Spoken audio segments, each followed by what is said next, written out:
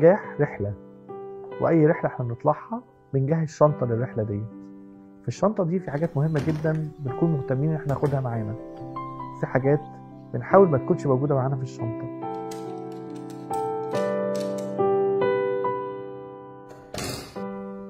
في البرنامج ده هنتكلم عن ايه الحاجات اللي محتاجين نحطها في شنطة رحلة النجاح.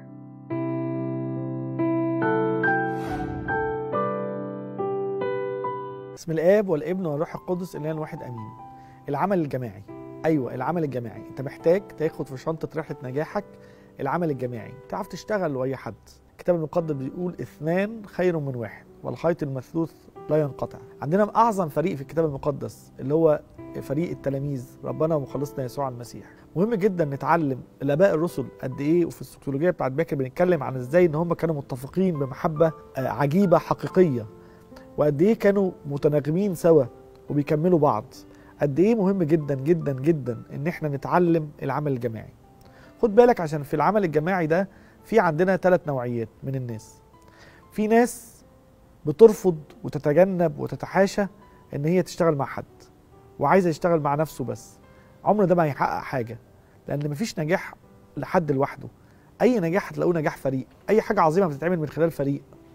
البرنامج اللي انتم شايفينه ده عبارة عن فريق بيشتغل فيه مع بعض، مش ممكن واحد لوحده كان يطلع النجاح دوت.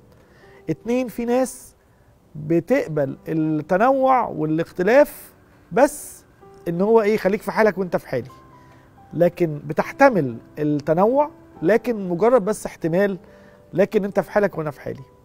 في بقى نوع 3 من الناس مش بتتجنب التنوع ولا بتحتمل التنوع، لا دي بتحترم وشايفه ان التنوع ده غنى واثراء. عارفين تشبيه الكتاب المقدس للكنيسه ايه؟ ان هي جسد وكل واحد فينا عضو في الجسد ده. ليه فكره الجسد؟ عشان احنا الجسد مش شبه بعض، في ايد وفي رجل وفي عين. ايه الفكره؟ ان احنا اعضاء متنوعين بس جسد واحد. فدي نقطه مهمه جدا، احنا محتاجين نفهم ان احنا مش شبه بعض، لكن احنا بنكمل بعض، وربنا قصد كده. وكل واحد فينا متفرد ومتميز، وجنب اخوه بيكمل بعض. بصوا كده لفريق كوره، ما ينفعش فريق الكوره ده يبقى ال11 حارس مرمى ال11 راس حربه، ما ينفعش. لازم يبقى في عندنا راس حارس مرمى، وعندنا خط دفاع، وعندنا خط وسط، وعندنا خط هجوم، وعندنا ايه ده، وعندنا مدرب فريق، وعندنا احتياطي، وعندنا فريق ايه اللي فريق متنوع. الفريق ده لازم يعرف يشتغل مع بعض عشان يحقق النجاح. الفرق حتى بتوع الكوره اللي بتكسب هي اللي فيه تناغم وتفاهم وهارموني بينها. مهم جدا تكون انت تتعلم تكون عضو في فريق وتبقى ناجح. هقول لك شويه حاجات تساعدك انك انت تبقى عضو في فريق ناجح. اول حاجه انك انت تعرف ان انت محدود، وان انت ما تقدرش تعمل كل حاجه. دي هتساعدك ان انت تمد ايدك للاخرين، ان انت يساعدوك وانت تساعدهم. حته انك انت تعرف انك انت مش كامل، وانك انت انسان محدود. عندك زي ما عندك نقاط قوه في عندك نقاط ضعف، زي ما عندك ايجابيات في عندك سلبيات، زي ما في حاجات انت بتفهم فيها في حاجات انت ما بتفهمش فيها. فالنقطه دي هتساعدك ان انت تقبل ان حد يمد ايده وانت تشتغل معاه وتكملوا بعض. الحاجه الثانيه المهمه جدا ان انت مهم جدا انك انت تتعامل مع الاخرين بمحبه وتواضع. مش هتقدر تشتغل في وسط فريق وانت متكبر وانت اناني وانت عندك الذات. تخيلوا كده، بعد الشر ربنا لما ادانا تشبيه الجسد الواحد، بعيد عنكم يعني العضو الجسد اللي بيكبر اكبر من حجمه بينتفخ يعني ويتكبر، بيحصل له بتر ويبقى ده الكانسر، ودوت انه بقى ورم سرطاني موجود في الجسم، بدل ما يفيد الجسم بقى يضر ويأذي الجسم. من فضلك انا عايزك تبقى عضو مفيد ونافع. في حاجه عايز اختم بيها الحلقه بتاعت العمل الجماعي. في نموذج في الكتاب المقدس، معلش هو يبدو ان هو نموذج سلبي، بس انا هاخد منه الحته الايجابيه، فكره الفريق. كان عندنا فريق في الكتاب المقدس موجود في سفر التكوين الاصحاح ال11. الفريق ده هم الشعب اللي كان موجود في العالم في الوقت دوت. الناس دي قالت ايه؟ قالت نتجمع مع بعض ونبني برج ونطلع فوق البرج ده عشان لما ينزل الطوفان الميه ما تغرقناش.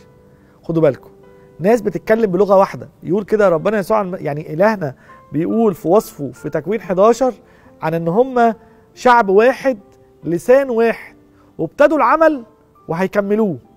دي شروط الفريق الناجح. اي نعم هم كانوا فريق ناجح في الشر، لكن هو ده شروط الفريق الناجح: في تواصل اللي هو لسان واحد، في هدف واحد عايزين نبني البرج، كل واحد في مكانه محطوط في الحته بتاعته اللي بيعملها. ربنا لما شاف ان الناس دي اقوياء كده لان هم في تواصل بينهم، عمل ايه؟ بلبل السنتهم.